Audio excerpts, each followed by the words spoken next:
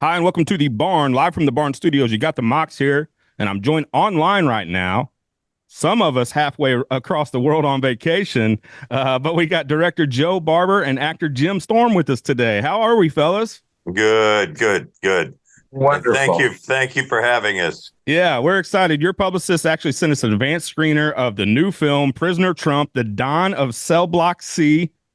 Joe, let's start there. It is cell block B, but he's close. Oh, okay. Cell Block B. There was always a question: should it be B? Should it be C? Or I thought, B was close enough to the top, but not the very top. So Please not. there was some intentionality about the naming of it then, I guess. Yeah. You know, they kind of say that life imitates art and art imitates life. And how true would you say that is to what you guys have completed with this film? It's we don't know. We won't know till November 11th when Mr. Trump gets sentenced. A lot of people feel very strongly both ways. But we decided to take a stance. Yeah, and that choice obviously can be polarizing to your audience, right? Some people are going to Yeah. love it. Some people aren't going to tune into it, or maybe they tune into it just to disagree with it or make fun of it or whatever the case is. But that choice to make that stance, it's probably a difficult one, I imagine. Yes and no. I've had pushback from some of the powers that be. Like I was, some distributors didn't want to talk to us because they're afraid of getting sued. It's the same thing with The Apprentice.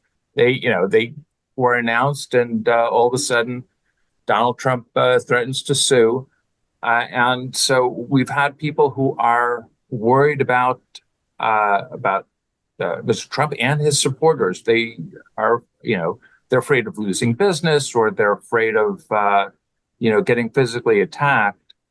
So it's in that way, it was a challenge. But in terms of you know, in terms of pissing off half the country, half the country is a fine audience for this, and I'm happy to if I can get to half. But it's more in the middle. I think that the public doesn't respond as much. And Joe, specifically, you purchased the domain prisonertrump.com in 2017.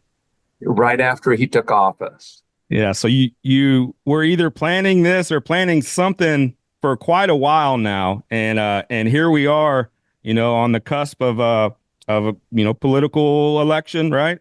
And Yeah. not sure what's going to happen there. It seems to be a scary time, and then often when that's the case, people look to the arts and creativity and comedy a lot of times to help us understand it, or just the absurdity of it to let us poke fun at it, right?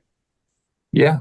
I think comedy is important. And, you know, I think Donald Trump is a comedian, and he's not a paid comedian. Yeah. Yeah. Although And we don't laugh He- very much. yeah, but he's an insult comic, and some people like that. That's It true. appeals to Yeah. some people. Yeah.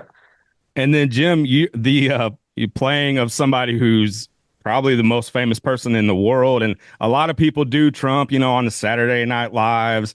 Your take on it had your personal touch to it, but what was it like playing somebody that's so well known? Well, it came very quickly. I got a call to would I be available to do something like this. And just to interject, I don't know, Joe could probably correct me if I'm wrong, but from what I understand, there was a gentleman who's playing Trump before me, and because of that quote unquote assassination attempt, he pulled out of the film. Now, I don't know if that's true or not, but it certainly would go hand in hand with a lot of the Trump followers. I mean, they're crazy enough to take it seriously and be insulted and do something wicked to him. But I didn't know about that till I put on the fat suit. Well, it's true that we did have cast a quite famous Trump impersonator, impressionist before, and within week and a half of the start of shooting, he said, "Well, I'm reassessing the whole bit. I'm reassessing my career, and I'm not going to." He doesn't want to do the movie after the first assassination attempt. Yeah, it was fun to do. It was better than fun. It was an all out uh, joy to do. Like I said, there wasn't a lot of preparation that could be done. And a lot of it is, but one of the things that I was really excited about. We had very little time to do anything except get to the set, and once we were there, it was you just went. But what I really watched was I really enjoy watching young people coming into this industry, and every person there. It was just an amazing thing to watch how like the hair and makeup guy would help move lights.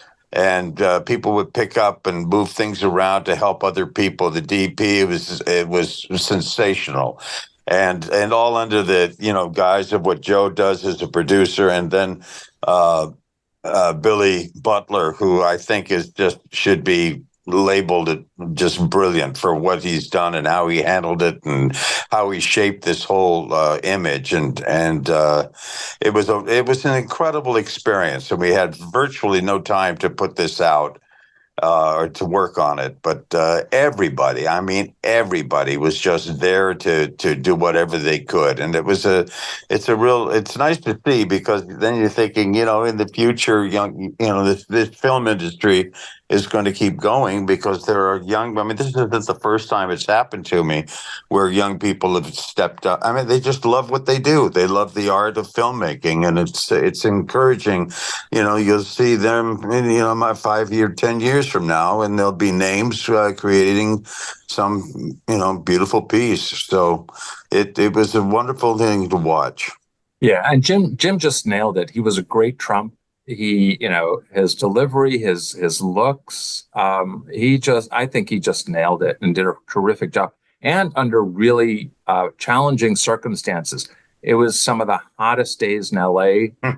And boy, I lost weight, Joe. yeah, I'm sure. I found a way how to lose weight. But thank you for and the you didn't have a beard back then.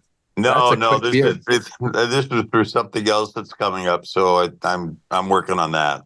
How long was spent in the makeup chair? Because you guys nailed it with even the eye discoloration. How long did you have to sit in preparation for filming? About 5 minutes. Oh, wow. No, I'm kidding. He was really very precise with it. He really wanted to do something, particularly the wig and everything. So I'd say probably about maybe a half an hour. And be honest, yeah, about a half an hour or so. It was, then the fat suit was not a big deal, just stuffing and stuff. But the makeup, I hadn't seen it and I didn't pay attention to it. And then when I saw the trailer, oh my God! Oh no! You do look great in the movie. It was wonderful, man. I'll tell you, that red tie. I wish I could have stolen it. Yeah, I didn't get a "Let's make America Great Again" hat either, but that would have been nice. I think everybody took them, man. I don't know what happened, but I had my eye on one and it was gone. So I thought, well, that's the way it is. Yeah, I think that's my Halloween costume is maybe a Donald Trump mask and an orange suit. There you go. Yeah. Yeah. Don't forget the handcuffs. Yeah. Let's just hope. Let's just hope. Joe, do you want to talk about some of the other people that are important in this project and really kind of got it off the ground and moving? The most important person, as I said, doesn't want his name anywhere near. He didn't want his name in the thank yous because he's just concerned about losing business from this. But there was we have our leads. Michael Finnerty was fantastic. Rudy Giuliani.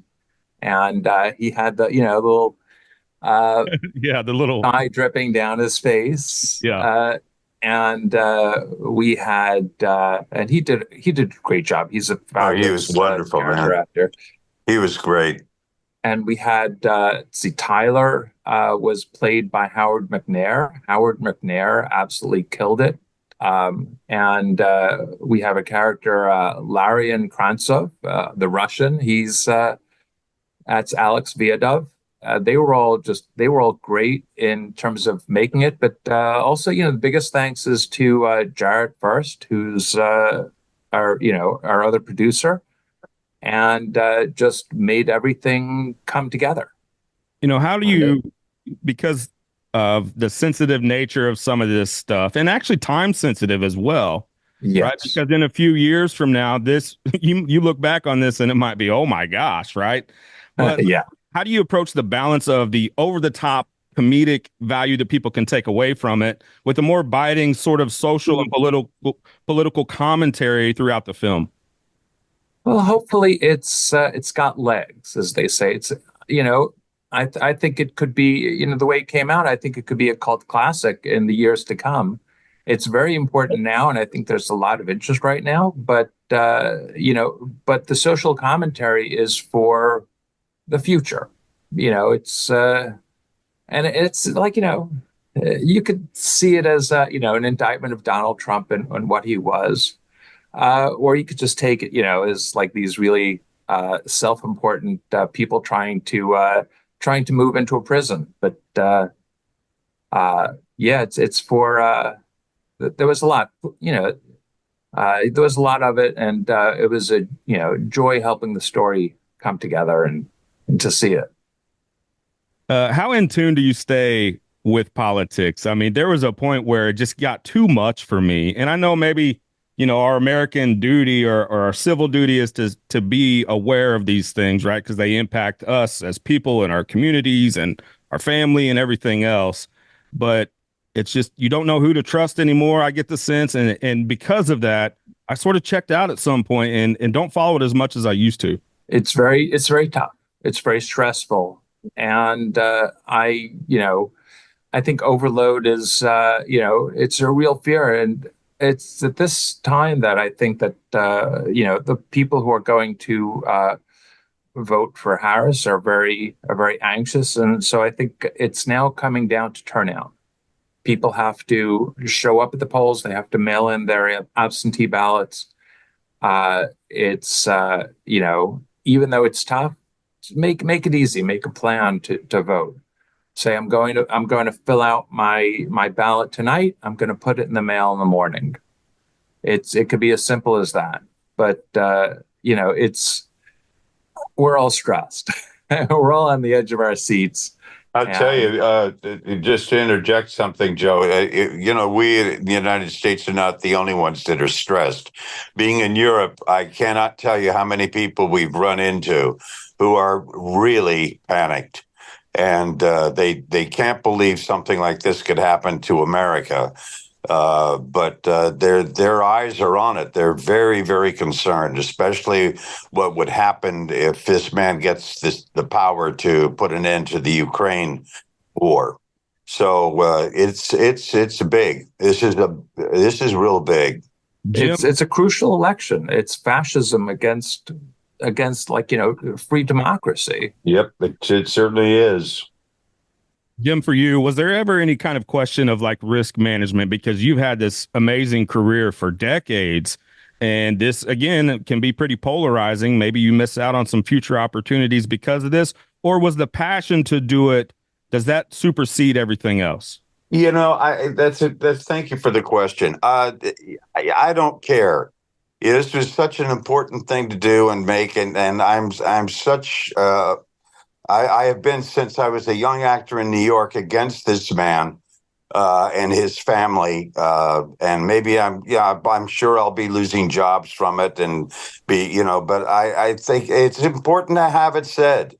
Yeah, it's. I mean, I just it doesn't bother me at all. I just I believe so strongly in what this country represents, and for somebody to come along and do what he's doing, and for people to follow him, I think is really it's very confusing.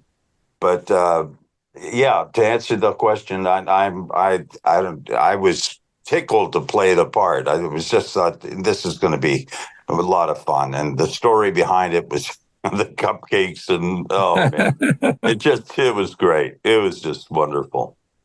Joe, So, what do you hope people take away after seeing this? um, it's more of a feeling. It's not really a statement so much. It's like, look how little this very self-important man makes himself, and how absurd he is. And, so I think it's easier, the hate doesn't, I think hate can't work as much as, as satire. Satire is the poison pen, the poison quill. And you take people down by making them little. He's so self-important that anything that undermines his image of I'm the most important person in the world, and my opinions matter the most, and my how much I get loved by the MAGA world. That is that's his brand. And so the undermining the brand was important, and just showing that he's small and not to be feared. And we're not afraid of him. Why should you be afraid of him? Why? And if you're not afraid of him, why should why should our allies in NATO or Russia or China or anybody that fears us, why would they fear him? If we're brave enough to make fun of him, everybody can see the emperor has no clothes. That's a good point. Yeah. Join here with Joe Barber and Jim Storm. Prisoner Trump will be available on Amazon and Apple next week, right? And you can also rent it from the website. Can you give the website out, Joe? It is www.prisonertrump.com. Thank you for a shout out to the website. Yeah. Absolutely. And we kind of mention a cult classic. I couldn't let you get out of here, Jim, without asking you about Dark Shadows, nor would my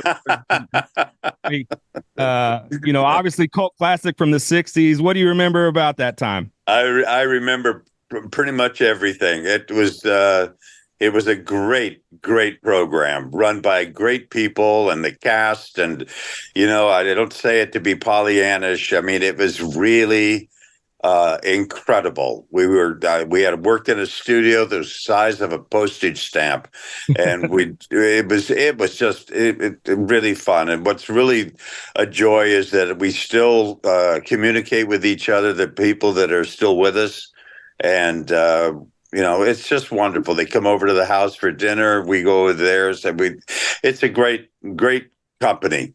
And a lot of the ones that are gone, I've missed terribly. They were super people and really fine actors. So, but yeah, it was a great show. Is it interesting to you when young people catch on to something that was, from decades ago, and when the popularity sort of circles back around and it becomes something again? It blew me away when grandchildren showed up. It really blew me away, who were just riveted by the series.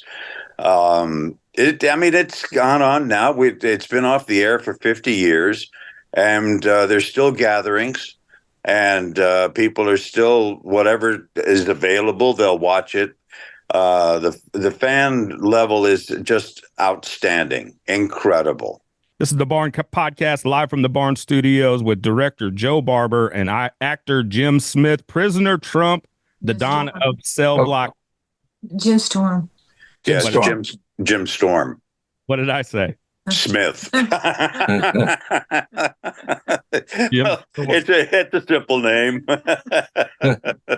Prisoner Trump, the Don of Cell Block B, right? We got that right this Thank time. you. Yes. There you go. Thank you so much, guys, and looking forward to the full release of this. We had a Thank wonderful you, time. Chad. Thank you. Good seeing you, Joe. Nice to see you, Jim. Thank you very much, Chad. Really appreciate it. You And bet. wonderful I'll talk. talking to you. Yeah, we'll talk to you soon. Thank you so much. All right. Okay. Bye bye now. Thank you.